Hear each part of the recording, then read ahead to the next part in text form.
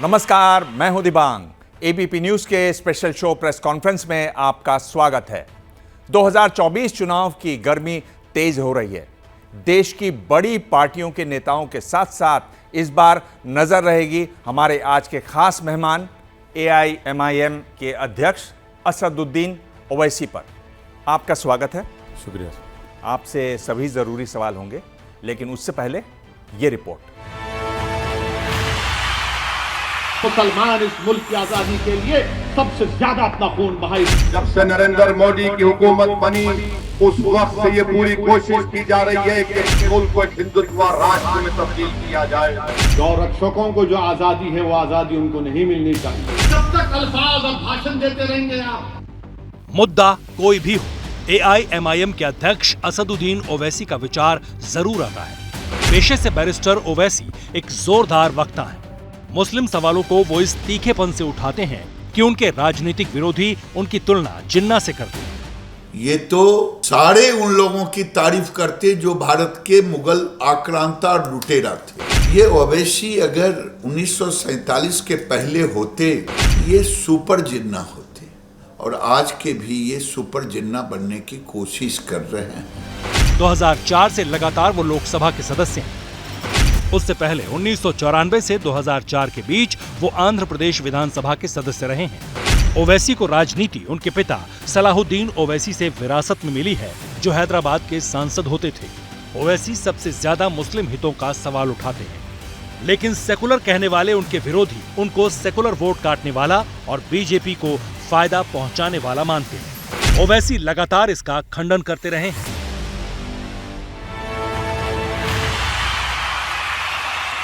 बड़े चुनाव होने वाले हैं 2024 के, उसमें आप नीतीश कुमार को कैसे देखते हैं, ये ध्यान में रखते हुए कि राज्य में आप उनकी सरकार का समर्थन कर रहे हैं?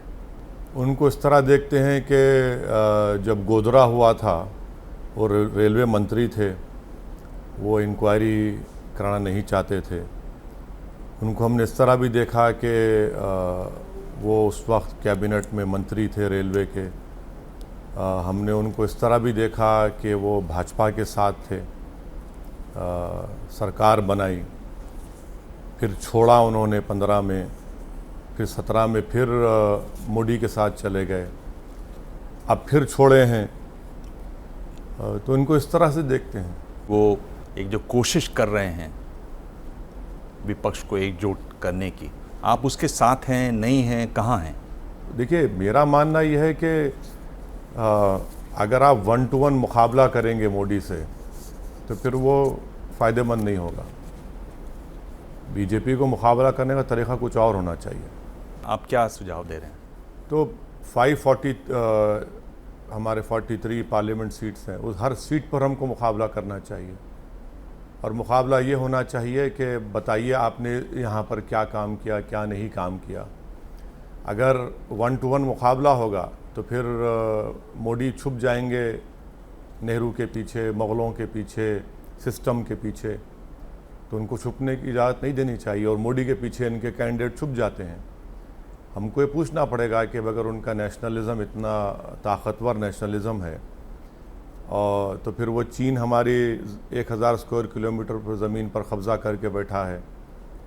हम ये साबित कर चुके हैं, देश को बताना पड़ेगा कि नरेंद्र मोदी ने देश को झूठ कहा था कि ना कोई घुसा है, ना कोई घुस सकता है। आज हमारे ग्रेजिंग राइट्स हम नहीं कर सक रहे हैं। हमको देश को बताना पड़ेगा कि इतने पावरफुल वो प्राइम मिनिस्टर हैं नेहरू के बाद, उसके बावजूद भी वो शिकायत करते हैं सिस्टम की। तो ये मैं चाहता हूँ कि देश में खिचड़ी हुकूमत बने। चाहते हैं आप? हाँ बिल्कुल, इसलिए कि 2004 से 2014 तक 9% का ग्रोथ रेट था हमारे पास। अब यहाँ पर तो 3-4% भी नहीं हो रहा है। तब मोदी और भाजपा बोलेंगे नहीं नहीं कोविड आ गया। भाई, कोविड से पहले भी इकॉनमी गिर रही थी, यूक्रेन से पहले भी इकॉनमी गिर रही थी। तो जब मनमोहन सिंह की सरकार थी तो कोई एक पार्टी के पास 300 MP तो नहीं थे। यही मिली जुली खिचड़ी सरकार थी। तो खिचड़ी जो है हैदराबाद की अलग है, यूपी की अलग है, बंगाल की अलग है। तो खिचड़ी की सरकार बनेगी तो इस मुल्क की डाइवर्सिटी, उसका प्लुरलिज्म रिफ्लेक्ट होगा। क्योंकि नरेंद्र मोदी तो सिर्फ अपनी बात करते हैं, इंडिविजुअल, एक कल्चर की, एक रिलीजन की एक बात करते हैं, तो वो तो देश को डिफाइन नहीं करता वो। अगर खिचड़ी सरकार बनेगी तो क्या आपको लगता है कि नीतीश कुमार उसके नेता हो सकते हैं? ये बात ध्यान में रखते हुए देखिए, कि एक बात उन सुनिए। पर भाई भतीजावाद का कोई आरोप नहीं है, उन पर भ्रष्टाचार के आरोप नहीं हैं। खुद बीजेपी के नेता प्रेस कॉन्फ्रेंस में मान चुके हैं कि वो बहुत मेहनत करते हैं, बड़े एफिशिएंट हैं, अच्छे वो एडमिनिस्ट्रेटर तो हैं। भाजपा वालों को बोलना पड़ेगा ना। जब आप एक पलंग पर एक साथ सो रहे थे तो बोलना ही पड़ेगा, उनको तो बोलना ही पड़ेगा। वो कैसा बोलेंगे उनको बुरा? आप ये, मैं इसीलिए कह रहा हूँ कि शहजादे के लिए, नीतीश के लिए, चाचा के लिए, दीदी के लिए तो आप सरकार नहीं बनाना चाहिए। सरकार बननी चाहिए देश के लिए, देश के जनता के लिए। वैसे तो आरोप के चंद्रशेखर राव पर भी कुछ नहीं है, कोई आरोप नहीं उन पर भी। तो आप क्या चाह रहे हैं कि चंद्रशेखर राव बनने चाहिए नहीं, प्रधानमंत्री? आप जब कह रहे हैं कि आरोप, भाई नीतीश कुमार के ऊपर सबसे बड़ा क्वेश्चन मार्क तो उनकी बोलते ना कि मिजाज में ठहराव है या नहीं है। उनका आप देख लीजिए, जॉर्ज साहब के साथ थे, फिर उन्होंने माने शुरू में लालू जी के साथ थे, फिर जॉर्ज साहब, फिर अटल बिहारी वाजपेयी, गोधरा हुआ, गुजरात हुआ। तो ये तो उनका, ये भी तो सामने है ना, हर चीज़ को सामने रखना पड़ेगा। और फिर आप जितने भी लोग, जो लोग दावेदारी आज पेश कर रहे हैं, उन्होंने पार्लियामेंट में क्या रिकॉर्ड है उनका देख लीजिए। यूएपी आया तो कांग्रेस ने यूएपी के अमेंडमेंट को सपोर्ट कर दिया। अब यूएपीए में जेल में कौन बैठा है? कोई कांग्रेसी बैठा है, कोई नीतीश के पार्टी का बैठा है, मुसलमान, दलित, आदिवासी और जो डिसेंटर्स हैं वो बैठे हुए हैं। बिहार में जो आपकी पार्टी है उसके कुछ सदस्य गए आरजेडी में, इसके पर्दे के पीछे काफ़ी काम हुआ। उस दौरान क्या आपकी बात हुई किसी बिहार के नेता से, मुख्यमंत्री से या मौजूदा उप मुख्यमंत्री से? जिस किसी ने भी ये हरकत की है उसका जवाब हम सीमांचल जाकर देंगे, क्योंकि जब कोई बर्दाश्त नहीं कर सकता एक मुसलमानों की एक लीडरशिप जो उभरी थी और उभर कर रहेगी, तो इंशाल्लाह उसका जवाब हम देंगे, सीमांचल की सरजमीन पर देंगे, बिहार जाकर देंगे। मैं कह रहा हूं कि कोई आपकी अंडरस्टैंडिंग थी कि आरजेडी को सबसे बड़ी पार्टी बनाना है? नहीं, हम तो इन सब से मुकाबला किए। हम तो आरजेडी के खिलाफ इलेक्शन लड़े, नीतीश के खिलाफ इलेक्शन लड़े, भाजपा के खिलाफ इलेक्शन लड़े, कांग्रेस के खिलाफ लड़े। तो उसके बाद ये चीज़ होती है तो इसका जवाब हम देंगे ज़रूर। जैसा आपने नीतीश का कैरेक्टर बताया कि कैसा वो जम करते रहे, उनकी कोई क्रेडिबिलिटी का सवाल उठता है। अब केसीआर जाके तेजस्वी से मिलते हैं, केसीआर जाके लालू यादव से मिलते हैं, केसीआर ने दोस्ती का हाथ बढ़ाया है उनके तरफ, केसीआर के साथ आप पार्टनर हो तेलंगाना में, बिहार में लालू यादव और आरजेडी इनके खिलाफ फतह करते हैं, आंध्र प्रदेश में यानी तेलंगाना में आप केसीआर के साथ हैं। तो ये कैसा फिर देखा जाएगा? फिर नीतीश जो करता है और आप जो करते हैं उसमें ज़्यादा फर्क तो दिखता नहीं। तेलंगाना में मैं केसीआर के साथ कोई पावर शेयर नहीं कर रहा हूँ, मेरा कोई मिनिस्टर नहीं है। और मुझे से पहले वो बोले भी थे, मेला नहीं चाहिए हमको। हैदराबाद का, ग्रेटर हैदराबाद का इलेक्शन हुआ था तो हमसे कहा गया कि डिप्टी मेयर ले जाए, हम बोले नहीं, डिप्टी मेयर नहीं चाहिए हमको, नहीं लिया हम। तो हम कोई उनसे पावर शेयरिंग नहीं कर रहे हैं। अंडरस्टैंडिंग तो है? नहीं, अंडरस्टैंडिंग, समर्थन तो करते हैं उनका आप राज्य में। देखिए, जहाँ पर वो सही काम करेंगे उसका समर्थन करते हैं, जहाँ नहीं करते उनकी मुखालिफत करते हैं। हाँ, यकीनन उस आदमी को क्रेडिट देना पड़ेगा कि उन्होंने तेलंगाना को लाया, उसको क्रेडिट देना पड़ेगा कि तेलंगाना में जो उन्होंने डेवलपमेंट किया, चाहे वो इरिगेशन को लेकर, पीने के पानी को लेकर, बिजली को लेकर, और फिर जो हैदराबाद का जो फिनोमिनल ग्रोथ हुआ उसका क्रेडिट देना पड़ेगा। क्योंकि आपने नीतीश कुमार की बड़ी तारीफ में काफ़ी फूल बरसा दिए, तो हम बोले भाई जब फूल बरसा रहे हैं तो केसीआर पर भी थोड़ा पत्ती बरसा दीजिए, फूल नहीं तो फूल की पत्ती बरसा दीजिए। तो इसलिए हमने उसका ये कहा है। नीतीश को आप एक तरीके से खारिज कर रहे हैं। मैं कौन होता हूँ खारिज करने वाला? आपकी क्या राय है नीतीश पर? आपकी राय उनको खारिज करती है? देखिए, हमारी राय ये है कि दोबारा भाजपा की सरकार ना बने, एक बात नंबर 1। और उसके लिए अगर कोई ये कहेगा कि मेजॉरिटेरियन फॉर्म ऑफ पॉलिटिक्स को असदुद्दीन ओवैसी को फॉलो करना पड़ेगा, मैं नहीं फॉलो करूंगा, मैं हरगिज़ नहीं करूंगा। अगर आप बोलेंगे सॉफ्ट हिंदुत्व को फॉलो करना पड़ेगा, मैं नहीं फॉलो करूंगा। फिर आप में और बीजेपी मोदी में क्या फ़र्क रहेगा? उस हद तक तो मुझे क्लैरिटी है। आपकी तरफ से अगर आपसे पूछा जाए तो कौन होने चाहिए प्रधानमंत्री पद के उम्मीदवार विपक्ष की तरफ से? नहीं, मैं इस बात को मानने को तैयार ही नहीं हूं कि 1-to-1 मुकाबला होना चाहिए। नहीं होना चाहिए। वो प्रधानमंत्री पद का तो एक ही उम्मीदवार होगा, एक ही तो प्रधानमंत्री। भाई 543 एमपी के लोकसभा की सीटें हैं, देश में बहुत से ज्ञानी और काबिल लोग हैं। आप सिर्फ चेहरों पे जाकर मुकाबला करेंगे, बीजेपी को फायदा हो जाएगा। तो 3-4 लोगों के नाम बता दीजिए। अरे क्यों 3-4 लोगों के नाम बताएंगे? 130 करोड़ का देश है, कोई भी बनेगा उसमें। चलिए, मैंने कह दिया, पहला नाम मैं खुद बोल रहा हूं, मैं बोल रहा हूं असदुद्दीन ओवैसी। मैं कोई नाम नहीं बोलूंगा। मैं ये देखिए, मोदी के नाम को आपने इतना बड़ा चढ़ाकर पेश कर दिया, मैंने आपने तमाम लोग जो भी हैं, कि क्या हुआ भाई? पंडित नेहरू के बाद इतना बड़ी मेजॉरिटी के साथ एक पावरफुल प्राइम मिनिस्टर आया, उन्होंने देश के लिए क्या किया? आज भी 20 करोड़ लोग रात में भूखे सोते हैं, 4,500 बच्चे रोज मरते हैं, सुसाइड सबसे ज़्यादा इस साल हुआ है, किसानों की इनकम छोड़िए, इनकम गिर चुकी है, महंगाई आसमानों को सर छू रही है, इन्फ्लेशन, बेरोजगारी सबसे ज़्यादा पूरे दुनिया में अगर है तो भारत में है।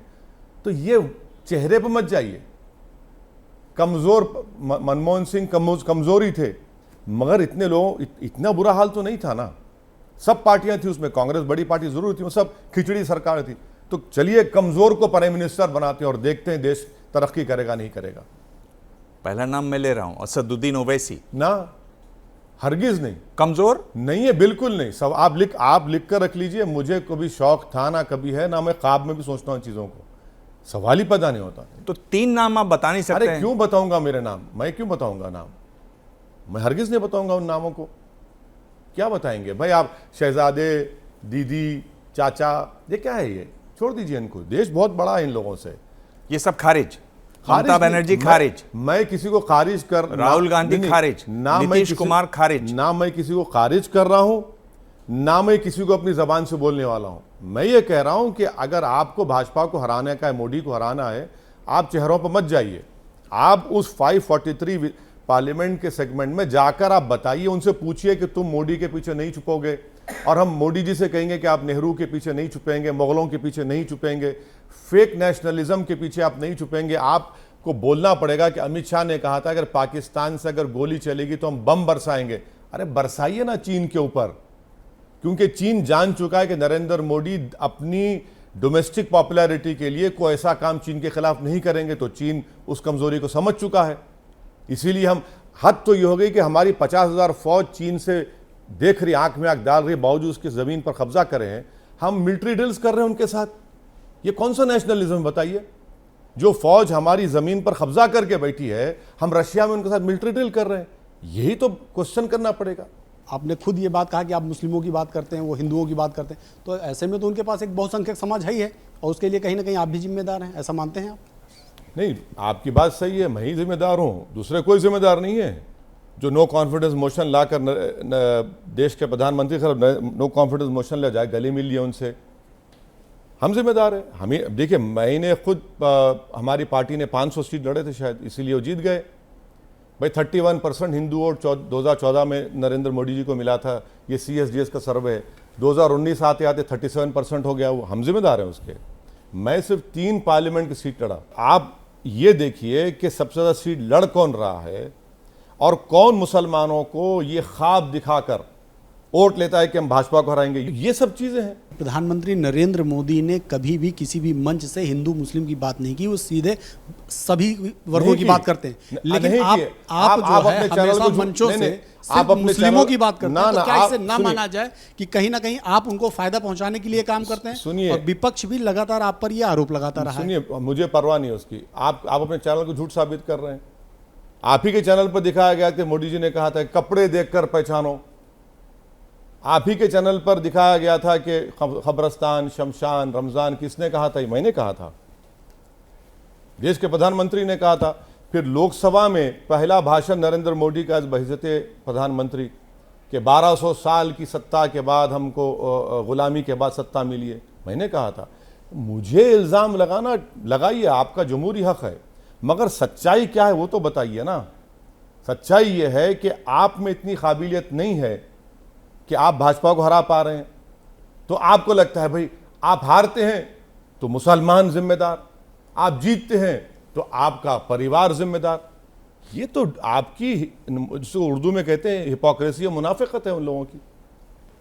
बिहार में आपके एक ही विधायक हैं अख्तरुल इमान, उन्होंने सपोर्ट किया नीतीश सरकार का? बिल्कुल किया, बिल्कुल किया। ये वही नीतीश कुमार है जिनकी खूबियां आपने अभी गिनाई? बिल्कुल नहीं, उन खूबियां नहीं, बल्कि ये तो उनका जो सीवी है वो।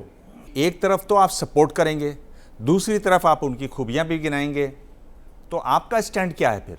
नहीं, खूबियां गिनाना तो अच्छी बात है ना, जिस तरह की आप खूबियां गिना रहे हैं। बिल्कुल, सच्चाई को, अगर सच्चाई को बयान करना तो अच्छी बात है ना। और हमने क्यों सपोर्ट किया सुनिए, हमने इसलिए सपोर्ट किया, हमारे लीडर अख्तरुल इमान साहब ने खड़े होकर असेंबली में कहा कि हम बीजेपी को वोट नहीं दे सकते, ना देंगे, मगर हम आपसे उम्मीद कर रहे हैं कि आप दोबारा अपना स्टैंड चेंज नहीं करेंगे। हमने उनसे ये भी कहा कि आप बिहार में कुर्मियों के लीडर हैं और राजद के लोग यादवों के नेता हैं, तो आप एक डिप्टी चीफ मिनिस्टर मुसलमान को बनाइए। और सबसे अहम बात आपने कही कि सीमांचल से इंसाफ करिए, जो भारत का सबसे पिछड़ा इलाका है। तो इसीलिए हमने सपोर्ट किया, मगर इसका यह मतलब नहीं है कि हम आगे जाकर उनके खिलाफ नहीं जाएंगे, बिल्कुल जाएंगे। हम सीमांचल की लड़ाई लड़ते आए और लड़ते रहेंगे। लोग देख रहे हैं कि एक तरफ आप सपोर्ट कर रहे हैं, दूसरी तरफ आप ऐसी बात कर रहे हैं। अगर ऐसे ही हैं, उन पे भरोसा नहीं किया जा सकता, वो इधर से उधर। मैं ये पूछ रहा हूं कि आप एक तरफ सपोर्ट कर रहे हैं, दिल्ली में आ जाते हैं उनके खिलाफ बोलते हैं, बिहार में उनके साथ खड़े हो जाते हैं। देखिए, बिहार में उनके साथ नहीं, बिहार की जनता के फायदे के लिए बीजेपी को रोकना था। हम तो नीतीश कुमार को आईना दिखा दिए कि आप कल तक वहां पर थे, आप उनको छोड़ के आए और आप यहां पर आके बैठ गए। अरे उनका समर्थन कर रहे हैं तो साथ नहीं होना। और उनके बिल्कुल साथ नहीं है, उनके बिल्कुल साथ नहीं। हमको वोट देना है, यहां पर भी हम पार्लियामेंट में हैं। यूएपीए का अमेंडमेंट अमित शाह लेकर आए 2019 में, कांग्रेस ने वोट दिया, मैंने उधर मत जाइए, लोग देख रहे हैं। लोग ये पूछ रहे हैं कि आप समर्थन कर रहे हैं और समर्थन करने के बावजूद आप कह रहे हैं कि हम साथ नहीं हैं। साथ होना और क्या होता है? बिल्कुल नहीं है। क्या पावर शेयरिंग कर रहे हैं? पावर शेयरिंग कर रहे हैं। कोई मंत्री है हमारा, समर्थन कर रहे हैं ना। समर्थन ने, वोट ऑफ कॉन्फिडेंस साथ दिए। अब आप देखिए क्या होगा जिस दिन बिहार में एब्सटेन भी नहीं किया। ऐसा नहीं किया कि आपने वोट नहीं दिया, आपने वोट दिया, उनके हक में दिया और कह रहे नहीं हम साथ नहीं है। बिल्कुल दिया है। किस लिए दिया है वो हमारे पार्टी लीडर ने, एमएलए ने वाजे कर दिया उसको। बिल्कुल दिया है, क्यों नहीं देंगे, दिया है बराबर। आपने कहा कि ये छोटा एनआरसी है, मदरसों का जो सर्वे हो रहा है, आपका मतलब क्या है इससे? देखिए, अनरिकग्नाइज मदरसे हैं, इलीगल तो नहीं है ना, नंबर 1। अनरजिस्टर्ड हैं, ठीक है, क्योंकि वो मदरसा यूपी बोर्ड के तहत रजिस्टर्ड नहीं है। आप सर्वे क्यों करा रहे हैं? आप ये कह रहे हैं कि national commission of child rights ने उनको कहा है। भाई, national commission of child rights के फंक्शन में आता ही नहीं है सर्वे कराना वो। और national commission of child rights तो सिर्फ क्रिश्चियन और मुसलमानों के खिलाफ वो इस्तेमाल होता है, वो तो अड्डा बना हुआ हिंदुत्व आइडियोलॉजी के लिए। हम ये कह रहे हैं कि आप सर्वे कराएंगे और आप ये देखेंगे कि कितने टीचर है, कितने वो। एक बात बताइए, नेशनल कमीशन माइनॉरिटी राइट्स में कि उनको पूछिए, उनको मालूम कि हिदाया के माने क्या है, आलिम फाजिल किसको कहते, मुहद्दिस किसको कहते, मुफ्ती किसको कहते। अरे आप सर्वे कराकर और डेटा जमा करके आप बाद में हैरास करेंगे। तो इसलिए मैंने कहा छोटा एनआरसी है। अगर आपको सर्वे कराना था तो आप उत्तर प्रदेश के पूरे गवर्नमेंट स्कूल्स का करा लीजिए, प्राइवेट स्कूल्स का कराइए। भाई, उसमें पढ़ने वाले बच्चे नहीं है क्या? और वो आर्टिकल 30 के तहत मदरसे चलते हैं, संविधान का आर्टिकल 30 है वो, आप उसमें इंटरफियर नहीं कर सकते। आप सर्वे क्यों करा रहे हैं? आप हैरास करना चाह रहे हैं।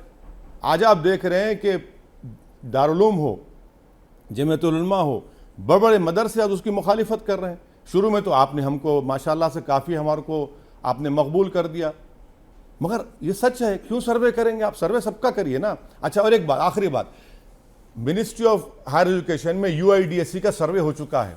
मंडल लेवल पर किस स्कूल में कितने टॉयलेट हैं, ब्लॉक लेवल पर स्कूल में कितने टॉयलेट हैं, क्लासरूम्स हैं, टीचर हैं, वो सर्वे ऑलरेडी है। आप करें, ले लीजिए उनसे।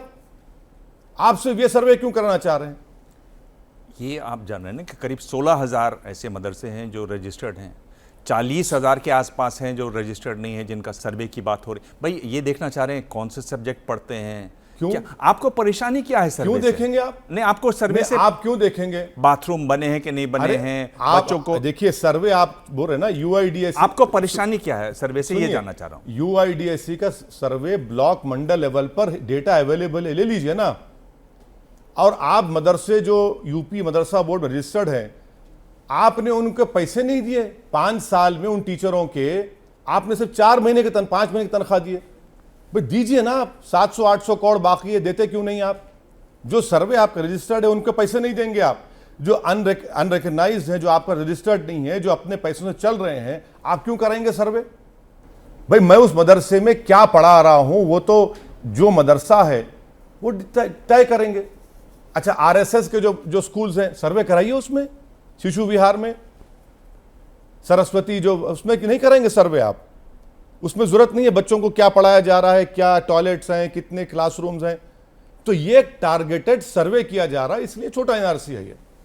बहुत सारे मदरसे को लेकर के मुस्लिम समाज के अंदर भी काफ़ी आवाज़ें उठती रही हैं, और ये भी आरोप लगता रहा कि भाई मदरसों में जो कुछ पढ़ाया जाता है वो क्वालिटी एजुकेशन नहीं होती है। तो अगर मदरसों को एक कॉमन स्कूल की तरह चलाया जाए और जो धार्मिक तालीम है वो एडिशनल तौर पे उसमें दी जाए, जैसे बहुत सारों में होता भी है, तो उसमें क्या हर्ज है? नहीं, आप देखिए एक बात समझिए प्लीज़, मदरसे जब खुलते हैं ना, जो ये अनएडेड मदरसे हैं, इनको संविधान के आर्टिकल 30 का प्रोटेक्शन है। हाँ। आप फोर्स नहीं कर सकते मुझे, नंबर 1। दूसरी चीज़, भाई जो मदरसा मॉडर्नाइजेशन बोर्ड रजिस्टर्ड है, आप 5 साल में 5 महीने की टीचर्स को तनख्वाह नहीं दिया आप। मेरा सवाल था, मुख्तार अब्बास नकवी ने दिसंबर 2021 को आप निकाल कर देख लीजिए, आप पैसे नहीं देते। तीसरा ये है कि भाई उसमें मॉडर्न एजुकेशन, भाई मॉडर्न एजुकेशन पढ़ाया जा रहा है, कौन नहीं पढ़ाया जा रहा है, मगर मदरसा खोलने का बुनियादी मकसद क्या होता है? इंजीनियर डॉक्टर बनाना नहीं होता, वो मदरसा है। एक आलिम बनाना, उसको मुफ्ती बने, इमाम बने, उसका मकसद वो होता है। मगर आप ये सर्वे क्यों करा रहे हैं बताइए? आपके सर्वे कराने का मकसद क्या है? कि हरास करना मुसलमानों को, उन मदरसों को। कुछ दिनों पहले आपने सोशल मीडिया पे एक फोटो पोस्ट किया था, आपका पुराना फोटो था, हाइड पार्क लंदन में, जीन्स पहने, शर्ट पहने, क्लीन शेव। हाँ आप ही का, मैंने फोटो, हाँ आप ही का था। अच्छा, बड़ा स्मार्ट लग रहा था फोटो। अभी नहीं लगते स्मार्ट? नहीं, अभी भी स्मार्ट है आप। आपको सर्टिफिकेट क्यों चाहिए? नहीं, मुझे नहीं चाहिए। फिर आप क्यों पूछ रहे हैं कि अरे भाई वो क्लीन शेव स्मार्ट बोल रहे हैं एक ही सांस में, तो हम ये कह रहे हैं कि भाई दाढ़ी तो देश के प्रधानमंत्री दाढ़ी को नहीं है, इसलिए कह रहे हैं। अच्छा, उनको नहीं है दाढ़ी, आपको भी नहीं है। हाँ, इसीलिए हम लोग कह रहे हैं। अच्छा, तो आप स्मार्ट हैं, हम नहीं हैं। आप अपने लिए पढ़ने के लिए बैरिस्ट्री करते हैं, लंदन जाते हैं, आपके परिवार अच्छे स्कूल भी चलाता है, एक्सीलेंस स्कूल चलाता है, लेकिन मदरसों के अंदर अगर पढ़ाई का स्टैंडर्डाइजेशन हो जाए, आप राजनीति करते हैं तो आप भेष भी बदलते हैं, आप जो है हिजाब की पैरवी भी करते हैं, स्कूलों के अंदर आप उस तालीम का के लिए कॉन्स्टिट्यूशनल प्रोटेक्शन की बात करते हैं, लेकिन अगर स्टैंडर्डाइजेशन हो जाए, अगर सर्वे होता है, ठीक है, कहाँ सर्वे होता है, लेकिन सर्वे से स्टैंडर्डाइजेशन हो जाए, इसकी मांग क्यों नहीं करते? आप कर ही नहीं सकते ना। नहीं, क्यों नहीं कर सकते? आप नहीं कर सकते। आप आर्टिकल 30 को पढ़ा करिए। अगर मैं मदरसे खोलता हूं, आर्टिकल 30 के तहत राइट टू एडमिनिस्टर मेरा राइट है, लेकिन उससे जो पढ़ के निकलेगा ओवैसी साहब वो भारत का नागरिक बनेगा। सुनिए, भारत का नागरिक बनेगा, भारत का नागरिक है। आप ये कहना चाह रहे हैं कि दारुल उलूम देवबंद से जिसने इस मुल्क की आजादी के लिए अपना खून पसीना बहाया, वो लोग मुल्क के लिए काम नहीं किए? बिल्कुल। आप ये कह रहे हैं कि नदवतुल उलमा से जिन्होंने इस देश के लिए, आजादी के लिए काम किया, वो ताकतवर नहीं थे? सुनिए, ऐसी तालीम भारत के लिए नागरिकों को मिल सके, अगर उसके लिए बेहतर इंतजाम किए जा सकते हैं तो क्यों ना? आप लोग के दिमाग में ये बात बैठी हुई है, उसको निकालिए कि मुसलमान बैकवर्ड है क्योंकि वो इस्लाम को फॉलो करता। मुसलमान बैकवर्ड इसलिए कि मदरसों में पढ़ता। 4% मुसलमानों के बच्चे मदरसों में पढ़ते हैं। क्यों पढ़ते हैं? थियोलॉजिकल इस्लामिक इल्म हासिल करने के लिए पढ़ते हैं। मैं आपको रोक रहा हूं मॉडर्न स्कूल्स खोलने के लिए, खोलिए। और कौन नहीं खोलता स्कूल? कुंडू कमेटी की रिपोर्ट पढ़ लीजिए। प्रोफेसर कुंडू ने 2014 अक्टूबर में नजमा हेपतुल्ला रिपोर्ट दी, आप स्कूल ही नहीं खोलते। मैं रोक रहा हूं आपको स्कूल खोलने के लिए, इंग्लिश मीडियम के। खोलिए ना स्कूल, इंग्लिश मीडियम स्कूल खोलिए। आप स्कूल फीस का इंतजाम करिए। पार्लियामेंट में मैंने कई मरतबा कहा, मेरी स्टैंडिंग कमेटी की रिपोर्ट जो मैं मेंबर था, हमने कहा कि मोदी जी 2000 करोड़ एक्स्ट्रा दीजिए माइनॉरिटी मिनिस्ट्री को, ताकि स्कॉलरशिप डिमांड ड्रिवन हो जाए।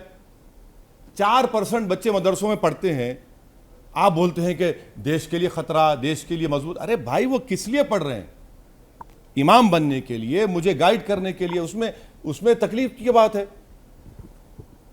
मुझे ये बताइए कि क्या भारत में 2 संविधान हो सकते हैं? जहां कॉन्स्टिट्यूशन है जो हम लोगों ने रेटिफाई किया है, क्या इसमें शरीयत की कोई स्कोप है, कोई जगह है? अच्छा, आपके शरीयत के माने क्या, आपको बता दीजिए। आप मुझे बताइए, शरीयत का मतलब इस्लामिक लॉ है कि नहीं? इसका मतलब ये है कि आप जानते नहीं है। नहीं, आप जानते नहीं है। आपसे पूछ रही हूं। आप जानते ही नहीं है। आपसे पूछ रही हूं। फैमिली मैटर्स, मैं बता रहा हूं, सुनिए बात। फैमिली मैटर्स में लॉ है, हम मानते हैं लॉ को। लॉ है ना, तो लॉ तो कॉन्स्टिट्यूशन का हिस्सा हो गया। अब सुनिए मेरी बात, है ना, लॉ है ना, कॉन्स्टिट्यूशन का हिस्सा हो गया, नहीं हुआ? मैं तो लॉ की बात कर रहा हूं ना। मैं भी लॉ की तो वही तो आपसे कह रहा हूं। आपसे यही सवाल पूछ रही हूं, क्या बच्चों को इंडियन कॉन्स्टिट्यूशन पढ़ाना चाहिए कि शरीयत लॉ पढ़ाना चाहिए, इस्लामिक लॉ पढ़ाना चाहिए? क्या इस देश में 2 लॉ चल सकते हैं कि नहीं, ये बताइए। बिल्कुल चल रहे हैं। मुस्लिम मैरिज एक्ट रिकॉग्नाइज्ड है, कॉन्स्टिट्यूशन का हिस्सा है ना। आपने ट्रिपल तलाक को बैन किया, दूसरों को बैन नहीं किया क्योंकि लॉ है उसका। आप बोलिए देश में 2 कानून, अब आपका जवाब दे रहा हूं, अब आप रुक जाइए। सीआरपीसी में आईपीसी अमेंडमेंट्स नहीं होते। राजा राम मोहन राय कहां पढ़े थे? मदरसे में पढ़े थे। आपकी इत्तला के लिए, आपके इल्म इजाफे के लिए कह रहा हूं, राजा राम मोहन राय मदरसे में पढ़े थे। अल्लामा फजल खैराबादी जो काला पानी की सजा में मर गए, इंतकाल हो गया, मदरसे में पढ़े। मौलाना महमूदुल हसन माल्टा की जेल में 3 साल थे, मदरसे में पढ़े। हुसैन अहमद मदनी देश के फिर मदरसे में पढ़े। मौलाना अबुल कलाम आज़ाद, ऐसे कई लोगों के नाम गिना सकता हूं मैं आपको। आप अपने दिमाग से इस बात को निकाल दीजिए कि मदरसे में पढ़ने वाला वो बैकवर्ड होता नहीं होता है। बैकवर्ड इसलिए होता है क्योंकि सरकारें इंटेलेक्चुअल डिसऑनेस्ट होती हैं। आप स्कूल खोलिए ना, मॉडर्न स्कूल खोलिए, कौन रोक रहा है आपको? देखिए, पर इसमें अगर आप देखें, मदरसा स्कूल है, पर स्कूल के 2 थॉट्स है ना। एक तो देवबंद और नदवा वाली बात होती है, दूसरा कहते हैं कि भाई आप अलीगढ़ मुस्लिम यूनिवर्सिटी है, जामिया है, वहाँ पढ़ाइए। ये 2 अलग हैं। तो इसमें आप किस तरफ खड़े होते हैं, या आप चाहते हैं कि दोनों होनी चाहिए? बिल्कुल दोनों होनी चाहिए, कि बुरी बात क्या है? दारुल देवबंद है, नदवतुल उलमा है, जामिया अशरफिया है, अलीगढ़ मुस्लिम यूनिवर्सिटी है, सब है, क्यों नहीं है भाई? अगर आप मेरे को बोलेंगे नहीं यही पढ़ना, ये मत पढ़ो, क्यों नहीं? जिसको जो पढ़ना है पढ़ेगा वो। मगर आपके दिमाग में ये बात बैठी हुई है, मेरे दिमाग में कोई आपसे नहीं, सबसे कह रहा हूं कि भाई इस्लाम की वजह से बैकवर्ड होता है मदरसे। भाई वो बात नहीं है। मैं ये पूछ रहा हूं कि पिछले 8 साल में देश के प्रधानमंत्री ने कितने स्कूल्स खोले? अच्छा, वो स्कूल छोड़ दीजिए, आप 2000 करोड़ दीजिए, डिमांड ड्रिवन करिए स्कॉलरशिप को।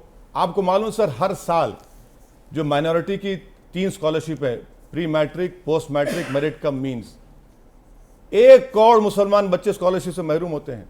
इतना जज्बा है पढ़ने के लिए। ये स्टैंडिंग कमेटी की रिपोर्ट मेंबर था मैं। आप देते नहीं हैं, आप दीजिए ना, फिर देखिए क्या होता है। असम के मुख्यमंत्री हैं, वो मदरसों पे क्या कह रहे हैं, वो सुन लीजिए। समाज में धार्मिक परंपरा रक्षा करने के लिए बहुत इंस्टीट्यूशन होता है, लेकिन जब वो धार्मिक परंपरा रक्षा करने का नाम में अगर कोई अल कायदा का ऑफिस मदरसा को बना देता है, तो उनको आप मदरसा बोलेगा कि अल कायदा का ऑफिस बोलेगा? तो मेरा हिसाब से मैंने मदरसा नहीं तोड़ा हूं, मैंने अल कायदा का कार्यालय को तोड़ा। अरे चीन को भिजा दीजिए, इसको यहाँ भिजा दीजिए, लद्दाख को, इनको जाके चीन को तोड़ के आइए। 1000 स्क्वायर में चीन कब्जा करके बैठे हैं, सरकार बैठी है, बड़ी बड़ी बात कर रहे हैं। और एक बात सुनिए, अगर कोई मदरसे से, छोड़ दिया, अब आपको डायरेक्ट बोलता हूँ, एबीपी के इस न्यूज़ चैनल में इतना बड़ा आपका ऑर्गेनाइज, अगर कोई पकड़ा जाता है कोई टेररिस्ट ऑर्गेनाइजेशन के लिए, मैं आके स्टूडियो तोड़ दूँ स्टूडियो को पूरा मैं। आप बोलिए, खुदा ना खास्ता अगर कोई आपका एक एम्प्लॉय पकड़ा जाता है, स्टूडियो तोड़ दें आके हम। ये वही कह रहे हैं। बोजाई गांव में एग्जाम्पल दे रहा हूं, नोटिस है मेरे पास फोन में।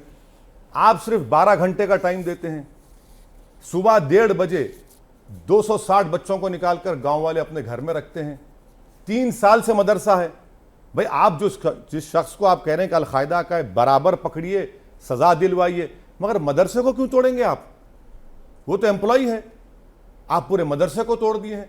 अच्छा, 2 दिन पहले NIA रेड किया है आसाम में कई जगहों पर, चलिए तोड़िए उनके घर तोड़िए, आप नहीं तोड़ते। आप बुलडोजर की जो पॉलिटिक्स भाजपा कर रही है वो रूल ऑफ लॉ को कमजोर कर रही है। बुलडोजर से देश चलेगा, संविधान से चलेगा। और आप कौन होते भाई? आपके गुवाहाटी हाईकोर्ट के चीफ जस्टिस बन चुके हैं आप, कि तय कर दिए कि सजा, उसको सजा भी अगर होगी तो मदरसे को सजा होगी क्या? और ये वो पार्टी बात कर रही है जिसका एक मेंबर ऑफ पार्लियामेंट के ऊपर टेररिस्ट चार्जेस हैं, पार्लियामेंट में बैठती है वो, तो इनको तो जेब भी नहीं देता ये बात, इस तरह की बात करें। पिछले दिनों हैदराबाद में काफ़ी हंगामा हुआ, हमने देखा, एक विधायक गिरफ्तार भी हुए। किसके थे वो? कौन सी पार्टी के थे? हाँ, ये आप उचक के पूछेंगे, मुझे मालूम था। और ये आपने अच्छा, आप पार्टी का नाम में डर क्यों रहे हैं? आपका नाम तो दिबांग है ना, दबांग तरीके से बोलिए पार्टी का नाम। आप मुझे अच्छा लगा कि आप इस तेवर में हैं, क्योंकि आप हमेशा हम इसी तेवर में रहते हैं। आपके तेवर क्यों बदल गए? पार्टी का नाम नहीं डर रहे हैं आप? नाम लीजिए, कौन सी पार्टी के थे वो या हैं? तो आप मुझे सिखाना चाह रहे हैं कि सवाल कैसे आपको पूछा सिखाएंगे? जाए? आप तो मेरे वालिद मरहूम का इंटरव्यू लिए हैं, आपको सिखाएंगे? क्या बात कर रहे हैं? ये बिल्कुल, मैंने उनका इंटरव्यू लिया और हम नहीं सिखा सकते। मेरे दिल में उनके लिए बहुत जगह है। मैं आपका सलाम करता हूं, मैं आप सिखाने के लिए नहीं कह रहा हूं सर। तो आप पूरा सवाल तो सुन लीजिए, मैंने तो सवाल शुरू भी नहीं किया। जवाब देने के लिए पार्टी का नाम अगर आप बोल दिए तो जवाब अच्छी तरीके से। मैंने सवाल शुरू भी नहीं किया। आप चाह रहे हैं कि बिल्कुल पहले नाम लीजिए पार्टी का, अच्छा, फिर उस शख्स का नाम लीजिए। आप सवाल तो सुन लीजिए, सवाल खत्म होने तक शायद पार्टी का नाम ले लेंगे आप। जी बिल्कुल लेंगे। और मतलब सवाल का एक तरीका पूछने का। जी बिस्मिल्लाह। इतनी बेचैनी क्यों है? बेचैनी नहीं सर, आपके ऑफिस में बैठा हूं सर, मैं कहां जाए? मेरे घर में तो नहीं बैठा हूं ना बेचैन होने, आपके दफ्तर में बैठा हूं, आपके सामने बैठा हूं, कहां बेचैन हो रहे हैं हम? आप टी राजा सिंह का नाम चाहते हैं जो बीजेपी के हैं। मैं आपसे दूसरा नाम देना चाह रहा हूं, मैं उस नाम पर मैं आता जरूर। आइए, आप वो मुकम्मल नहीं होगा, बिल्कुल पूछिए आप। जो दूसरा नाम है उसके खिलाफ आपने कोई कार्रवाई की? वो दूसरा नाम आप बताइए मुझे। बोल दीजिए आप। उनके पार्टी बताइए, आप नाम बोल। कॉर्पोरेटर साहब के जो नारा लगाया वो नारा बताइए। अब आप सुन लीजिए, उनके खिलाफ केस बुक। ये नाम आप उनसे नहीं चाहते हैं, ये आप बताएंगे खुद। बोल दीजिए। आपने कहा सुन लीजिए। आप चलिए, मैं तो कह रहा नाम बोलिए आप बोलिए ना, आपकी पार्टी के हैं आप। सवाल आपको, मेरे पार्टी के बहुत से लोग हैं, आप नाम बोलिए। आप नहीं जानते हैं? अरे नाम तो बोलिए आप, चलिए नाम बोलिए, आप बोलिए। तो जवाब उनके खिलाफ केस रजिस्टर हुआ है, सेक्शन 41 की उनको नोटिस मिली है, उन्होंने उसका जवाब दिया है, और हमारी पार्टी भी उनके खिलाफ एक्शन लेगी, फिक्र मत करिए, बराबर लेगी इंशाल्लाह। सख्ती से कहा मैं आज भी कह रहा हूं कि जो नारे लग रहे हैं सरतन से जुदा, वो भारत के संविधान के खिलाफ है, और किसी को इख्तियार नहीं है किसी को जान से मारने का, बिल्कुल इख्तियार नहीं किसी को। बल्कि जो ये नारे लगा रहे हैं वो तो एक्सट्रीमिज्म और रेडिकलाइजेशन की तरफ जा रहे हैं, इनको रोकने की ज़रूरत है। मैं उस नारे की मजम्मत करता हूं और करता रहूंगा, वो नारा गलत है। वो नाम का इंतजार कर रहा हूं मैं, आप नाम लेंगे आप बोलिए सर नाम। मैं आपसे नाम मैं सुनना चाह रहा हूं। आपके पास कार्ड्स हैं, मेरे पास कार्ड नहीं है कुछ भी, इसीलिए आपको नाम ही नहीं याद है आपने कॉर्पोरेटर का। आप नाम मतलब ये तो कमाल की बात हो गई कि आपको मतलब बीजेपी वाले का नाम आपको याद है, अपने कॉर्पोरेटर का आप नाम भूल गए। इसीलिए अगर आप नाम भूल गए तो मैं छोड़ देता हूं। इसीलिए याद रहता है बीजेपी का, क्योंकि हम बीजेपी के खिलाफ है और खिलाफ रहेंगे। अब आप तायद करना चाह रहे हैं तो गलत बात है, खिलाफ है, खिलाफ रहेंगे, बोलते रहेंगे। पर आपके कॉर्पोरेटर अगर कोई इस तरह की हरकत करते हैं, शर्मनाक बात करते हैं, गलत बात करते हैं, तो आपको नेशनल टेलीविजन पर उसका नाम जरूर लेना चाहिए और कहना चाहिए कि आपने गलत नाम लीजिए। आप नाम लीजिए ना, आप नाम लीजिए, मैं बोलूंगा। नाम लीजिए, आपके कार्ड्स में लिख के लाए होंगे। आप इतनी देर से आप माशाल्लाह से मेहनत किए हैं, हम देखे आपके ऑफिस। लोग देख रहे हैं कि कैसे आप अपने आदमी का जिसने इतनी शर्मनाक बात की, जिस पर सजा होनी चाहिए, आप उसका नाम लेने को नहीं तैयार। कोई दिफा नहीं कर रहे हैं। जो बात गलत है गलत बोलेंगे, तो गलत है वो, पर हम उसका नाम नहीं सुनिए। और एक बात सुनिए, जिस वक्त नुपुर शर्मा ने अनाप शनाप बका प्रॉफेट मोहम्मद सल्लल्लाहु अलैहि वसल्लम के बारे में, हैदराबाद में एक शख्स ने उनके बारे में इस तरह की बात की थी, उस पर केस बुक हुआ है। आप कमिश्नर पुलिस के पूछिए, 1 महीना जेल में था वो। हम बराबर कानून के बीच में नहीं आने देंगे, हम नहीं आएंगे बीच में। कानून अपना काम करेगा, देखेंगे आप। नाम नहीं लिया आपने अभी तक? आप लीजिए सर। आपने नूपुर इसका शर्मा मतलब तक का नाम ही ले नहीं है लिया। आपका ने, आप नाम ले लीजिए। चलिए मान लीजिए मेरे पास नाम नहीं है, नाम अब तो ले लीजिए। मैं नहीं क्यों नहीं कहूँगा नाम, बात को मान रहा हूँ कि नारे लगाए गए, उसमें हमारा कॉर्पोरेटर था, उनके खिलाफ केस बुक हुआ है, हम कानून के बीच में नहीं आएंगे, पार्टी एक्शन लेगी इंशाल्लाह। और पार्टी का मामला इतना सेंसिटिव है कि मैं उसका नाम लेके क्यों उसको बदनामी करूं नेशनल चैनल पर? मैं उसका नाम नहीं लूंगा। अरे क्यों आप अब ये भूल गए, इनको याद नहीं है तो मैं क्यों नाम लूं? सर इज्जत और नाम आपसे नहीं मिलता मुझे, मैं तो कह दिया हूं कि नहीं, मुझे जफर खान का नाम मालूम नहीं है। चलिए अब आपको मालूम हो गया, आपको मालूम हो गया। सही कहा आपने, बिल्कुल सही कहा आपने। क्यों आप इतना बचाव कर रहे हैं जफर खान नहीं का? बिल्कुल नहीं कर रहे हैं। आप नाम तक लेने को तैयार नहीं। अरे आप लेंगे नाम तो बोलूंगा ना मैं। दुनिया देख चुकी है कि आप कैसे बचाव कर रहे थे कि नहीं जफर खान का नाम नहीं लूंगा, इन्हीं से बुलवाऊंगा। बिल्कुल नहीं, आपके मुंह से निकल गया, माशाल्लाह, बहुत अच्छी बात है।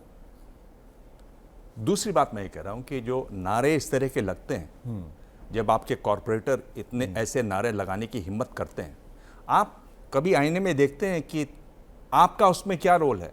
आप खुले मैदान में मुंडी कुचल दो, हरामी जैसे शब्दों का इस्तेमाल करते हैं अपने भाषणों में। अगर मेरा नेता इस तरह की बात करेगा, मुंडी कुचल दो, मुंडी कुचल दो, आपकी ये आपने अपने भाषण में कहा हुआ है। आप चाहेंगे तो मैं टेप आपको आपको सुनवा दूंगा। दिखाइए। आपने ये कहा हुआ है। अच्छा। और पिछला, अगर आप पिछला देखेंगे, हमारी ये तीसरी मुलाकात है प्रेस कॉन्फ्रेंस में। पहली जो हमारी प्रेस कॉन्फ्रेंस थी उसमें ये बाइट चली हुई है आपकी, आज फिर चला दीजिए। आपने सुनी हुई है वो। जब आप इस तरह की भाषा इस्तेमाल करते हैं तो आपके जो फॉलोअर्स हैं, जो आपके वोटर्स हैं, उनमें इस तरह का भाव आता है, एक एग्रेशन भरा जाता है। आप इसको खुद को कितना जिम्मेदार मानते हैं? धर्म संसद में ही कराया, धर्म संसद मेरी वजह से हुआ, जहां पर महिलाओं का रेप करने की बात हुई थी, जहां पर मुस्लिम महिलाओं की बोली लगाई गई। मैं नहीं कहा धर्म संसद हमने ही कराया था, उनको सिक्योरिटी हमने ही फराहम की पूरे लोगों के साथ। पीलू खान, रकबर खान की मौत का जिम्मेदार ओवैसी है, बोल दीजिए आप। और फिर इखलाक को जिन्होंने मारा, एक एक्यूज की मौत हुई तो मंत्री जाकर फूल नहीं चढ़ाए, मैं ही चढ़ाया फूल। झारखंड में जो बीजेपी के विधायक कन्विक्टेड लोग थे, उनको हाईकोर्ट से बेल हुई तो फूल माला से उनका इस्तकबाल हुआ, हमने किया। मैं ये कह रहा हूं कि चलो धर्म संसद हो गई, बीजेपी हो गई नहीं, हो रही है, हो रही है, हो रही है, धर्म संसद हो रही है। बीजेपी लगातार पोलराइजेशन कर रही है। बीजेपी के नेता बहुत सारे ऐसी बातें कर रहे हैं जो असंवैधानिक है, इस देश की तासीर को खत्म कर रहे हैं, देश को तोड़ रहे हैं। एग्रीड। इसका जवाब दूसरी तरफ से एग्रेशन से तो नहीं होना चाहिए ना? जब चुनाव होते हैं ना, तो उस वक्त तो इलेक्शन कोड ऑफ कंडक्ट होता है, बहुत सख्त कानून होता है। उत्तर प्रदेश में मैंने करीब 200 सभाएं की। एक नोटिस बता दीजिए मेरे को, आप मुझे मिली तो मिली, एक नोटिस बता दीजिए। हालिया बात कर रहा हूं मैं तो आपको, 200 सभाएं हुई मेरी, नतीजा नहीं निकला अलग बात है, कोई नोटिस ही नहीं है हमको। तो अब यही तो हम कह रहे हैं। आप इस बात को समझिए कि अगर मैं सच्चाई को बयान कर रहा हूं तो आपकी कंफर्मिटी के लिए क्यों बोलूंगा मैं? नहीं, सवाल वो नहीं है। सवाल मेरा फिर उसमें मैं नोटिस लीगल इलीगल पे नहीं आ रहा। भाई आपके सवाल, तो फिर एक बात और सुन लीजिए, उसका पैमाना क्या होगा? आतंकवादी जो मेंबर ऑफ पार्लियामेंट आपने बताया है, आपने बताया ना उन पर चार्जेस हैं, मैंने चार्जेस है ना? हाँ, चार्जेस हैं। चार्जेस तभी प्रूव नहीं हुए ना कोर्ट में। जैसे आपके भाई छूट गए वैसे वो भी छूट जाएगी। हो सकता है, बिल्कुल छूटेंगे, बिल्कुल हो सकता है, क्या मालूम। एक के बाद उनका जिक्र करने की जरूरत भी नहीं है। एक के बाद एक पूरे विटनेस हॉस्टाइल हो रहे हैं। अब बिल्कुल हो रहे हैं। ये तलखी कुछ कम होगी कि ये ऐसे ही रहेगी? किसकी तलखी? आप में, हमने? नहीं, जो आप बोलते हैं हाँ, उसमें जो तलखी है वो कुछ कम होगी। सच्चाई को तो बयान करना है ना। नहीं, मैं आपके भाषणों की बात कर रहा हूँ, यहाँ नहीं। यहाँ तो आप जो मर्जी बोलिए। नहीं, जो बाहर बोल रहे हैं, आप जो मैदान में बोलते हैं, जो लोगों के सामने बोलते हैं। देखिए सर, एक बात सुनिए। जो मैदान में बोलते हैं ना, तो आपको बोलना पड़ेगा। जब दूसरे नहीं बोल सकते हैं तो मैं क्या करूं? आप उनसे मोहब्बत करिए जो नहीं बोल सकते हैं। जो नहीं बोल सकते हैं तो हम पे क्यों गुस्सा निकाल रहे हो उनका? हम पे जो जिंदगी में अब तक अख्तर उनका 10 बार लॉन्च हो चुका है, जो नहीं बोल सकते नहीं बोल सकते, हम क्या करेंगे? हम क्या करेंगे उनके बारे में? मैं जिम्मेदार हूं क्या उनका? यही मैं बोल रहा हूं ना कि आप इस तरह की तलखी जब रखेंगे तब आपके जो फॉलोअर्स हैं वो इस तरह के नारे लगा सकते हैं, क्योंकि जब वो ये बिल्कुल नहीं, जब इतना जोश आता है, गर्मी आप इतनी करेंगे, जब भी गर्मी करेंगे एक तो बात सुनिए, एक मिनट सुन लीजिए, जब गर्म करेंगे तो दूध उबल के बाहर गिरता है। नुपुर शर्मा एक इंग्लिश चैनल पर बोली, उससे पहले उसने एक हिंदी चैनल पर वही बात बोली। किसकी वजह से बोली वो? मैं ये कह रहा हूं कि भाजपा की ऑफिशियल पॉलिसी है इस्लाम और प्रॉफिट मोहम्मद सल्लल्लाहु अलैहि वसल्लम के बारे में बोलते रहो। उस वक्त भी मैंने आपके चैनल पर आकर कहा था, मैंने कहा रुकने वाला नहीं है वो, और हुआ हैदराबाद में वैसे हुआ। फिर होगा देखना आप, फिर होगा देखना आप। ये ऑफिशियल पॉलिसी बन चुकी है भाजपा की, असल वो पॉलिसी वो है उनकी। तो तलखी से तलखी मिटेगी आपको लगता? तलखी से तलखी नहीं मिटेगी। तलखी कौन पैदा कर रहा है? ये तलखी भी नहीं है, ये तो सरासर आप एक 20 करोड़ मुसलमानों को तकलीफ देने की पूरी कोशिश कर रहे हैं आप। क्या वजह थी नुपुर शर्मा को बोलने की? क्या वजह थी ये भाजपा के विधायक को बोलने की हैदराबाद में? कुछ नहीं, क्योंकि हैदराबाद में अब गणेश का त्यौहार आ रहा था, अब चल रहा है, फिर अब आइंदा महीने रबी अव्वल का महीना आएगा, पूरा उसको सामने रख करके अगर बाई इलेक्शन है जहां पर भाजपा कोशिश कर रही है, कौन कर रहा है सर ये? पर मैं आपसे कह रहा हूं कि अगर आप इस तरह की बातें करते हैं तो आपको नुपुर शर्मा के खिलाफ कानून अपनी कार्रवाई करेगा, जरूर करना चाहिए। क्या किया कार्रवाई? सर सवाल तो आप तो आज मतलब बोलने भी नहीं देना चाहते मुझे। सर मैं तो आपको रोक नहीं रहा हूं, मैं आपका मेहमान हूं, तो मेरी बात तो सुन लीजिए। क्या कार्रवाई हो रही है? मैं कह रहा हूं कि जो भी कार्रवाई है न्याय संगत वो जरूर होनी चाहिए, सख्त कार्रवाई होनी चाहिए।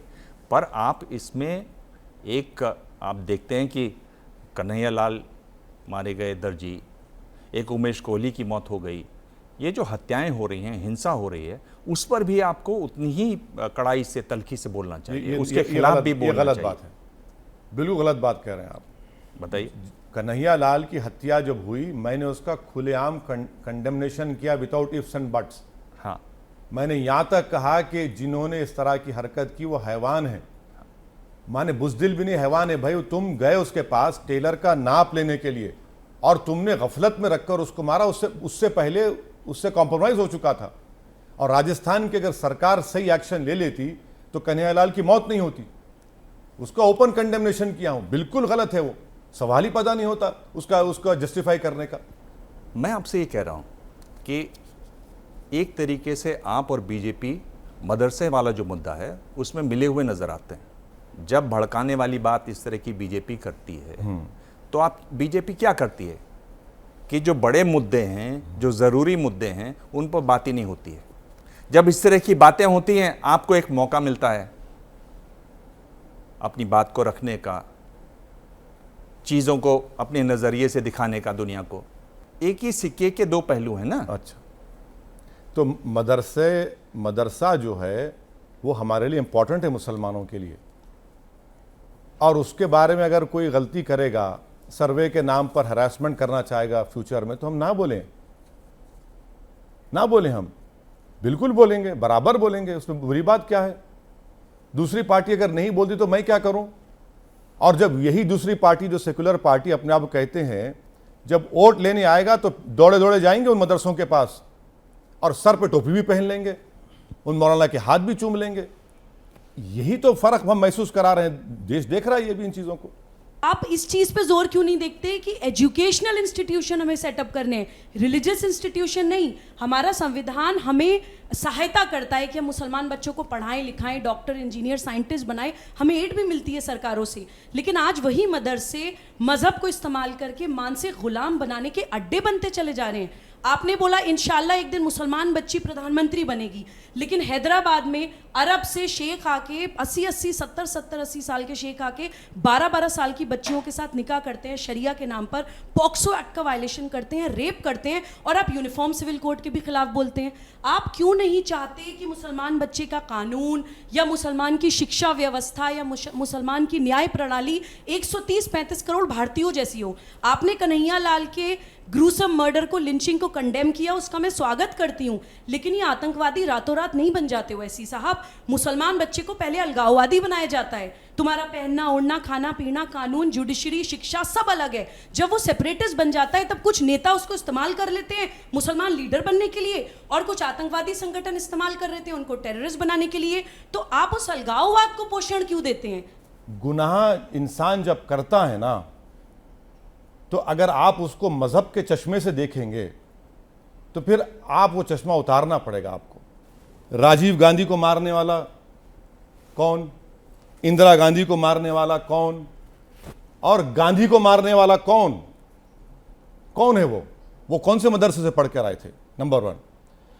दूसरी बात, अगर मैं ये कह रहा हूं कि एक मुस्लिम बच्ची इस देश की प्रधानमंत्री बनेगी तो बुरी बात क्या हिजाब पहनने वाली?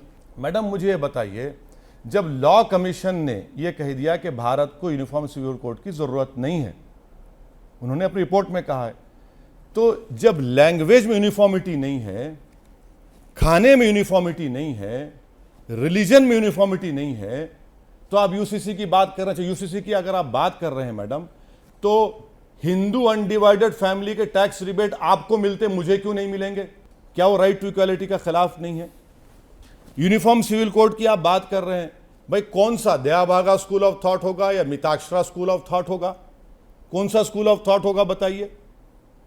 गोवा में आप मिसाल देते हैं यूनिफॉर्म सिविल कोड की, गोवा में आप जाकर पढ़ लीजिए, अगर कोई हिंदू शादी करता है और उसकी वाइफ 25 साल या 30 साल के दरमियान में होती है, उनको बेटा नहीं होता है, तो दूसरी शादी कर सकते हैं। आप कौन से यूनिफॉर्म सिविल कोड की बात कर रहे हैं? मैं आपको ये कह रहा हूं कि डायरेक्टिव प्रिंसिपल्स फंडामेंटल राइट को नहीं छीन सकते, और मुझे फंडामेंटल राइट मिलता है आर्टिकल 29 में, मेरा कल्चर है। आप जिस शिद्दत के साथ मुसलमानों के मुद्दे उठाते हैं और लगातार आप मुसलमानों के मुद्दों पर जोर देते हैं, और चुनाव में भी जब जाते हैं, जो भाषण आपके होते हैं, तो आपकी कोशिश ये होती है कि मुसलमान एकजुट होकर के आपका समर्थन करें। तो कहीं आपको पर इसीलिए आरोप लगता है कि आप लगभग वही भाषा बोलते हैं जो कभी मोहम्मद अली जिन्ना बोलते थे। तो इस आरोप के बारे में आपका क्या कहना है? आप अगर मुसलमान कहेंगे, सुनिए और मुझे सवाल पूरा कर लीजिए। मैं एक मिनट सर एक बार सुनिए। नहीं मुझे सवाल मैं आपको गोडसे का साथी नहीं, मुझे मैं गोडसे भी आपको कोई राइट नहीं है मुझे जिन्ना से नहीं कह रहा हूं आपको। नहीं, आपको कोई राइट नहीं है। मैं स्ट्रांग ऑब्जेक्शन लेता हूं इस बात को। मैं एक भारत के संविधान पर ओथ लिया हूं पार्लियामेंट में। मैं आपसे क्या, आपको ये कोई राइट नहीं सर, माफ करना, आपको जिन्ना नहीं कह रहा हूं, मेरी बात सुन लीजिए प्लीज। जबान आप क्या बोल रहे हैं? आप बोलना क्या चाह रहे हैं? वही तो, अरे सुन तो लीजिए भाई, गलत बात है। आप सुन तो लीजिए। एक शख्स जो 4 मर्तबा का एमपी है, अरे आप सुन तो लीजिए। नहीं, आपको जेब नहीं देता कि आप जिन्ना के मुझे जोड़ दें। मैंने आपको जिन्ना नहीं कहा, सुन तो लीजिए। आपने कहा उस बात को। नहीं, आप इंप्यूट कर रहे हैं। नहीं, आप सुन तो लीजिए। आप इंप्यूट कर रहे हैं वो बात को कहकर। यही तो मैं कह रहा हूं, सवाल तो सुन लीजिए महाराज। आप सर, मैं सवाल सुनने तैयार हूं, मगर अगर आप मैंने आपको जिन्ना नहीं कहा, सुन लीजिए आप मैं क्या कह रहा हूं। मेरा एक बार सुन तो जिन्ना की जबान क्या मतलब? मैंने क्या कहा? आरोप है कि मैं आरोप नहीं लगा रहा हूं, आरोप वो लोग लगाते हैं जो जिनको आप गोडसे की बात कर रहे हैं, जो गोडसे की बात करते हैं वो आप पर, आपकी भाषा पर जिन्ना का आरोप लगाते हैं। मैं खाली ये पूछ रहा हूं कि आपका इसके बारे में क्या कहना? क्या कहेंगे उन बारे में? उनको उनका दिमाग का इलाज कराना चाहिए। भाई जिन्ना ने अगर भारत को तोड़ा है, ये क्यों नहीं बोलते कि उस वक्त कितने मुसलमानों को वोट डालने का राइट था? कितने मुसलमानों को वोट डालने का राइट? खाली जो नवाबजादे थे, जिनके पास जमीन थी, जो इनकम टैक्स अदा करते थे, कितने लोगों ने वोट दिया? बिहार में 8% लोगों ने भी वोट नहीं दिया, 8% करीब। तो मुसलमानों पे कहां का आरोप? क्या कांग्रेस के इजलास में जीबी पंत ने मूव नहीं किया था इस देश को विभाजन का, और उस सेकंड मौलाना अबुल कलाम आजाद ने नहीं किया था? हम कहां जिम्मेदार है इस देश के विभाजन के? हम तो हरगिज नहीं जिम्मेदार। अगर पूरे मुसलमानों को वोट डालने का राइट होता तो बताते फिर आपको, मगर ये बता जाते मुसलमान जिन्ना का साथ दिए। अरे भाई कहां मुसलमान? वो मुसलमान साथ दिए जो इलीट अपर क्लास जो थे। भारत जोड़ो यात्रा राहुल गांधी शुरू कर रहे हैं, पॉलिटिकल नहीं है। आपको क्या किसी न्योते का इंतजार है कि न्योता मिलता तब जाते? क्यों? क्या या फिर यूं ही आपको जुड़ना चाहिए? किससे? कि भारत जोड़ो यात्रा जैसे जो कोई पॉलिटिकल यात्रा नहीं है, देश को जोड़ने की पहल हो रही है। एक बात सुनिए, मेरे को समझ में नहीं आता ये बात कि आपके 200 सांसद थे, आप 40 पे आ गए, कौन जिम्मेदार है भैया उसका? मैं जिम्मेदार हूं। चुनाव हुआ ना, फिर दूसरी बार होता है, आपके थोड़े बढ़ जाते हैं, 4-5 बढ़ जाते हैं, कौन जिम्मेदार है उसका? आप यानी यूएपीए का अमेंडमेंट का बिल आती है अमित शाह, आप सपोर्ट करते हैं उसको लोकसभा में, आप सपोर्ट करते हैं। दिल्ली हाई कोर्ट में जजमेंट आता है, फॉरेन फंडिंग बीजेपी और कांग्रेस को हुई, एक्शन लो। आप रटने सुन ली तो भाई आप फर्क दिखाइए ना। भारत जोड़ो की बात अगर आप करेंगे कि भाई किसी एक शख्स के लिए, किसी एक शख्स की उसकी इज्जत में, उसके सियासी मुस्तकबिल को रोशन बनाने के लिए जुड़ जाओ, मैं नहीं जुड़ूंगा। ठीक है, आप कह रहे हैं कि ये भारत यात्रा जो है एक शख्स के लिए है। नहीं, वो देखिए, वो किसी पार्टी का प्रोग्राम है, उनका ऑफिशियल प्रोग्राम है, वो कर ले, हमको इतराज नहीं है, बिल्कुल करें। ठीक है, आप थोड़ी देर पहले नीतीश कुमार जो कोशिश कर रहे हैं उन पर भी उंगली उठा रहे हैं, उन पर भी सवाल उठा रहे हैं। तो देश में जो आप मानते हैं कि बीजेपी का अल्टरनेटिव होना चाहिए, नफरत की सियासत का अल्टरनेटिव खड़ा होना चाहिए, लेकिन ऐसी कोई कोशिश होती है तो आप उसका विरोध करने लगते हैं। प्रकारांतर से वो बात फिर साबित होती है कि राजनीतिक तौर पर आप देखते जरूर हैं कि भारतीय जनता पार्टी के खिलाफ सियासत कर रहे हैं, लेकिन वास्तव में आप उनकी मदद कर रहे होते हैं। जी, अब देखिए, भाजपा की हम मदद कर रहे हैं भाई। ये मैं जितने भी बातें आपके सामने करा हूं कांग्रेस पार्टी के, ये फैक्ट नहीं है क्या? बिल्कुल फैक्ट है। ये फैक्ट तो सवाल भी है। नहीं, सुनिए, आप अगर अब ये आपने भाजपा अगर आज सत्ता में है तो क्या कांग्रेस जिम्मेदार नहीं है उसकी? आपकी वजह से तो बीजेपी आई ना। गुजरात सुनिए, गुजरात में आखिरी मर्तबा एक मुस्लिम एमपी 1984 में हुआ था, मैं जिम्मेदार हूं उसका, मैं जिम्मेदार हूं उसका। अपना रोल तो बताइए। तो सुनिए, देखिए, आपने कहा कि भाजपा, आप मिला दी मेरे को। गुजरात में चुनाव हुआ पिछले मर्तबा, आप हार गए, मैं जिम्मेदार हूं उसका, मुसलमान जिम्मेदार है उसका। मैं इसीलिए कह रहा हूं कि नरेंद्र मोदी को अगर दोबारा 24 में सरकार बनाने से रोकना है, आप चेहरों से मुकाबला मत करिए, भारत के 543 पार्लियामेंट कॉन्स्टिट्यूंसीज में वहां जाइए। आप पर यह आरोप क्यों लगता है कि आप बीजेपी की बी टीम है? अगर मैं हर एक के इल्जाम की फिक्र करना शुरू कर दूंगा तो मैं काम नहीं कर पाऊंगा ना। वो पुकारते रहे, मैं अपना काम करता रहूंगा। भाई, मेरे मरने के बाद तो कोई ये तो नहीं कहेगा कि इसने सौदा किया था अपने ईमान का, या फिर ये गुलाम हो गया था किसी इख्तिदार पर बैठने वालों का। मेरा काम करूंगा मैं। देखिए, जो सच्चाई है उसको बयान करना है, और भारत के मुसलमानों के समझना है कि भारत को अगर मजबूत बनाना क्या है तो भारत के मुसलमानों के पॉलिटिकल वॉइस होनी चाहिए। अगर आप रेडिकलाइजेशन को, अगर आप फ्रिंज एलिमेंट्स को, ब्लैक शीप बोले, सबको अगर कमजोर करना चाहते हैं तो इस खाने को आपको पूरा करना है। और ये जो नाम निहाद सेकुलर पार्टियां हैं वो कभी नहीं चाहेंगे। और भाजपा तो खैर उनके पास अब तो ना लोकसभा में कोई मुस्लिम एमपी था, ना राज्यसभा में अब है, उनको फिक्र ही नहीं है मुस्लिम वोट की, उनको सिर्फ हिंदू वोट की फिक्र है। तो मुसलमान क्या करें फिर? भाई, हर एतबार से मुसलमानों का जो आप सोशियो इकोनॉमिक एजुकेशन इंडिकेटर्स हैं, आप देख लीजिए, तो इस पर बात नहीं होगी। तो इसका कनेक्शन पॉलिटिकल रिप्रेजेंटेशन से है। ये आरोप आप पर क्यों लगता है? कभी आपने सोचा इस बारे में? मुझे फिक्र नहीं है सर, आरोप लगाना उनका काम है, काम करना मेरा काम है ना। वो सिर्फ आरोप लगा सकते हैं, जमीन पर जाकर काम करना मेरा काम है। मैं फिरता रहूंगा जब तक जिंदा अल्लाह मुझे रखेगा, मेहनत करूंगा, काम करूंगा, अपनी बात को रखूंगा। सच्चाई है, जब मदरसे का सर्वे का उठाया था उस वक्त आपने कहा कि ये अपील गलत कर रहे हैं। आपने देखा जमीयतुल उलमा ने जिम्मेदारी का एक पैगाम दिया। दारुल देवबंद में मीटिंग होने जा रही है 24 सितंबर को। ये तो सच्चाई है, बोलना पड़ेगा ना, उसमें बुरी बात क्या? चलिए आगे चलते हैं, आखिरी पड़ाव पर हैं। मैं आपसे 5 सवाल पूछूंगा, हर सवाल के साथ 2 ऑप्शन दूंगा और उसमें से आपको एक चुनना है। तीसरा ऑप्शन है आप उसको पास कैसे? नहीं, पास नहीं, मैं अपना जवाब दूंगा। चुनने की आदत मत डालिए, ये चुनना जनता का काम है, मेरा काम नहीं है। चुनना है ना आपको जनता ने? हाँ, जनता ने मुझे चुना है। ये जो रैपिड फायर राउंड है, ये आप कई बार इसका 2-2 बार आपने सामना किया है। और जब आप पहली बार आप इसका सामना कर रहे थे, आज से करीब 7 साल पहले, और वो वीडियो करीब 1 करोड़ लोगों ने अब तक देखा है, उसमें आपने 5 में से 1 भी जवाब नहीं दिया था। दूसरी बार जब आप आए थे तो आपने 5 में से 4 जवाब दिए थे और आपने कहा था कि यूं बुलाते रहिए, मैं आगे और इंप्रूव करूंगा। जी। पहला सवाल है, सीबीआई, ईडी और इनकम टैक्स, आपको क्या लगता है कि इसका ज़्यादा इस्तेमाल कांग्रेस ने किया या बीजेपी ने? दोनों ने किया, दोनों ने किया। ज़्यादा इस्तेमाल किसने? दोनों ने किया। दोनों ने किया, पर ज़्यादा किसने किया? दोनों ने किया, दोनों ने किया, दोनों ने किया, बिल्कुल किया दोनों ने। कई मिसालें दे सकता हूं मैं आपको। जगन मोहन रेड्डी को जेल में किसने डाला? और वही जगन मोहन रेड्डी जब जेल में थे तो प्रणब मुखर्जी के लिए वोट मांगने के लिए किसने भी जाया था? मुझे जाना पड़ा। जगन मोहन रेड्डी जेल में गया, क्यों गया? आज भी बेचारा परेशान है। अब वो बेचारा परेशान है, दोनों से परेशान है अब तो। ये बताइए कि बीजेपी में आपको कौन ज़्यादा पसंद आते हैं नेता के तौर पर, प्रधानमंत्री मोदी या अमित शाह? नहीं, मेरा भाजपा से एक आइडियोलॉजिकल डिफरेंस है, क्योंकि वो भाजपा नहीं है बल्कि आरएसएस की आइडियोलॉजी पर चलती है। तो इसीलिए आइडियोलॉजी की बुनियाद पर पसंद करना मुश्किल है, पसंद नहीं कर सकते। हाँ, प्रधानमंत्री हैं, हमारे देश के प्रधानमंत्री, उनकी इज्जत बराबर करेंगे, मगर ये पसंद का जो मामला होता है ना, ये ज़्यादा पर्सनल हो जा रहा है। ये आप लोग करते होंगे, मुझसे नहीं होता। बड़ा मुद्दा क्या है, एनआरसी, सीए या यूनिफॉर्म सिविल कोड?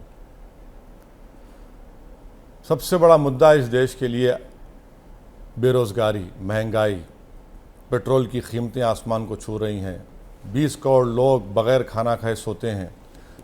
ये सबसे बड़ा मुद्दा है इस देश के लिए, जो बीजेपी भाग रही है इन चीज़ों से। कुपोषण है, अशिक्षा है। बिल्कुल है। 1,60,000 करीब लोगों ने सुसाइड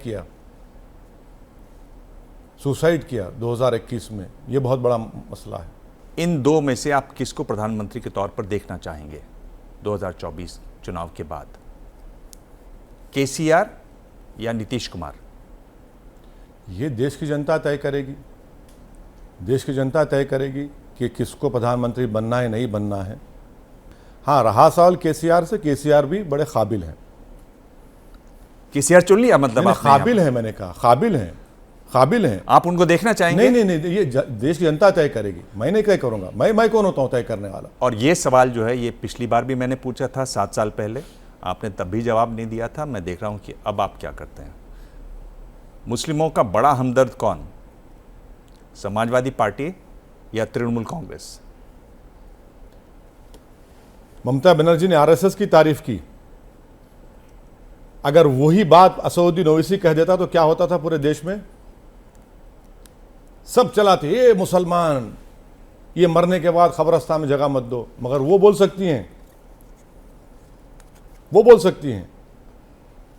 हमदर्द कोई नहीं है। मुसलमानों को अपने ही दरमियान से अपना एक हमदर्द चुनना पड़ेगा। अगर उनको ओवैसी पसंद नहीं है, मत छोड़ दीजिए, मगर आप पहचानिए उन लोगों को जो आपके नाम निहाद हमदर्द है। ये हमदर्द नहीं है, इनको सिर्फ आपके वोट से मोहब्बत है और उससे ज़्यादा कुछ मोहब्बत नहीं आपसे। ओवैसी साहब, आपने हमें समय दिया, सभी सवालों के सीधे तिरछे आड़े सब जवाब दिए। और एक बात तो है कि 7 साल पहले मैंने आपसे बात की, फिर 6 साल पहले आपसे बात की, 2 प्रेस कॉन्फ्रेंस किए, तो तलखी अभी भी है और आप इसे अच्छी बात मानते हैं। इसके साथ तालीम और तरक्की की भी बात हो, और पुरानी आदत भी अभी आपकी है, आप इस इंटरव्यू में भी देखिएगा, आप बहुत बार अभी भी बात करते हुए अपनी आंखें बंद कर लेते हैं। आपने पिछली बार मुझे बताया था कि आप सोचते हैं आंखें बंद करके, तो एक आध बार आप सोच के भी जवाब देते हैं, ये बहुत अच्छी बात है। आपने बुलाया, बहुत बहुत शुक्रिया आपका। बहुत बहुत धन्यवाद। आप तमाम का शुक्रिया। प्रेस कॉन्फ्रेंस में आज इतना ही। अगले हफ्ते मिलेंगे एक और खास मेहमान से। तब तक देखते रहिए एबीपी न्यूज। जैसे ही घड़ी का काटा दोपहर 2:30 पे आए, बबीता जी का दिल सास बहू साजिश के लिए मचल जाए। और ये है इनकी बहू, पूरे दिन ऑफिस की टेंशन हो जाए गॉन जब ये करें अपना फेवरेट शो फ्री टाइम पे ऑन। इनकी तरह आप भी देखिए अपना फेवरेट शो अपने टाइम पर और डाउनलोड कीजिए एबीपी लाइव ऐप अपने स्मार्ट टीवी पर।